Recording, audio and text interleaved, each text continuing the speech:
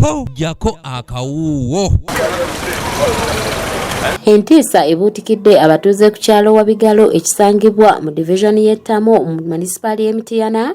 Abatuuze basanze mutuuze munnaabwe ng'akubiddwa emiggo n'asuulibwa okumpi n'ekkanisa ya St. Peter's Church of Uganda. Badeze nakazuukuka nensanga omuntu abadde agudde mu kiwonko naye tetusoose kutegeera tubadde n'okwebuuza natugamba oba mulala oba si mulala oba mulala oba si mulala kwegamba omuntu ono tetwategedde wagye yakudde naffe twekaze bwekansi ng'omuntu ono ali wano mu kitundu kyaffe ekerawo okubba abantu omuntu yeevugidde booda ate kujjo kino bamu bebakadde basumbuwa ekyalo kyaffe kakati bati bakala batereeze. Okusinziira ku batuuze, omusajja ono abadde tamanyikiddwa nnyo ku kyalo kino ng'era abamu bateebereza okuba nti yabadde mubbi. Kyesinga okukubiriza abavubuka bannaye tukole tuve mu kwenyigira mu egyo emize egy'obubbi. Ekyo kyesinga okukubiriza abavubuka abatayagala kukola n'oyagaliza mu kintu ky'oli bannange ekintu ekyo kikyamunya abavubuka wonna w'oli kola kino kibe kyakulabirako. Kituyambye nti poliisi ezze n'emugyawo kale banatuwulira ebifaayo naye nga oyo asangiddwa wano Wabigalo.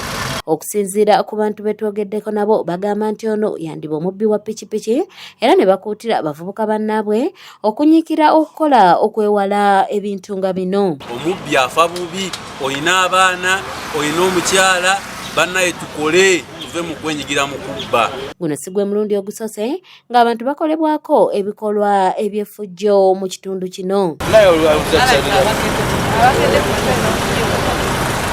Naye nga tubakanye n'okunoonyereza n'okuzuula abantu bano abaamukwatidde ddala ne bamutuusaako ekikolwa eky'ettemu nga kino, naye ng'okunoonyereza kukyagenda mu maaso. Gye buvuddeko poliisi eriko omukyala Rehema Bikomye w'emyaka 47 gwe yakutte abayambeko mu kunoonyereza ku nfa y'omwami Katumba Umaru eyakoleddwako ebikolwa eby'effujjo ebyamuviiriddeko n'okufiirwa obulamu. Atuyambeko mu kunoonyereza ku nfa y'omwami ayitibwa Katumba Umaru ono nga wa myaka 24 nga naye mutuuze mu kifo kino.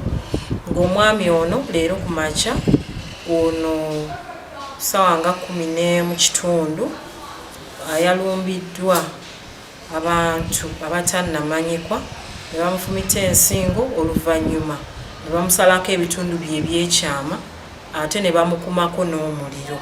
Kanyike Kevinizi yakusakidde eggulire lino ku lwa ABS Television.